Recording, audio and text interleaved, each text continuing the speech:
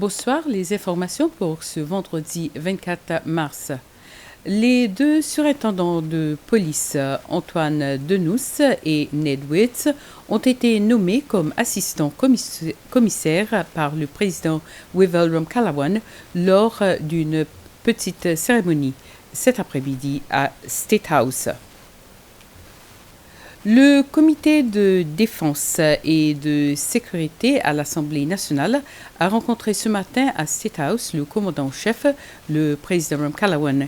Ils ont passé en revue le travail du comité, telles les visites aux stations de police et les systèmes de communication, entre autres.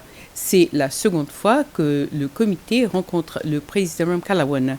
Tous les membres du LDS du comité y étaient présents, y compris le président du comité, Clifford André, et le vice-président François Adélaïde, alors que les deux membres de United Seychelles étaient absents.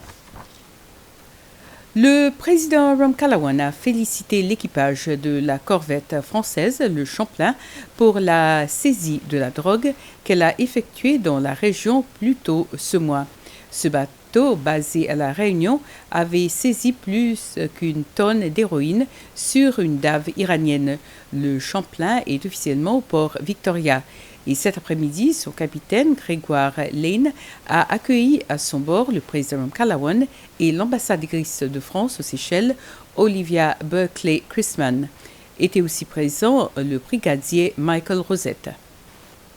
Commandant, je tiens à vous remercier et d'abord à vous féliciter, l'équipage du Champlain et aussi nos hommes.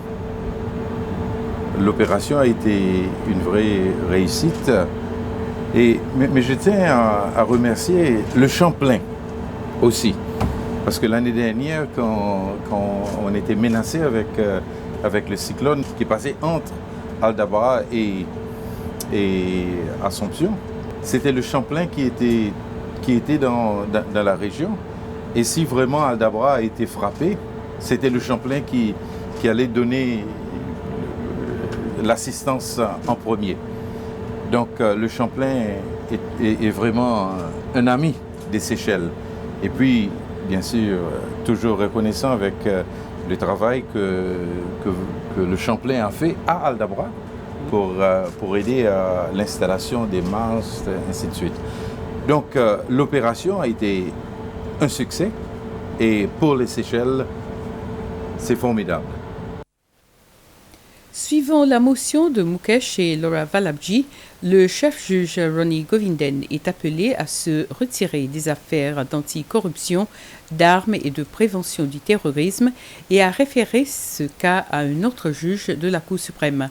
Le juge choisi écoutera l'affaire et décidera si le chef-juge devra continuer à siéger ou se retirer comme demandé.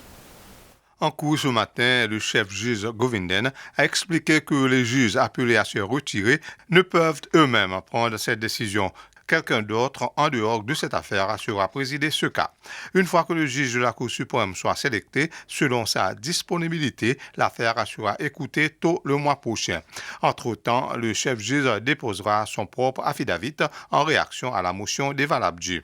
Et les trois premiers accusés dans l'affaire d'armes et de prévention du terrorisme, Mukesh et Laura Valabji et Leslie Benoîton, restent en détention jusqu'au 6 avril. Voilà, c'était le flash des informations. Merci de les avoir suivis. Une très bonne soirée à vous.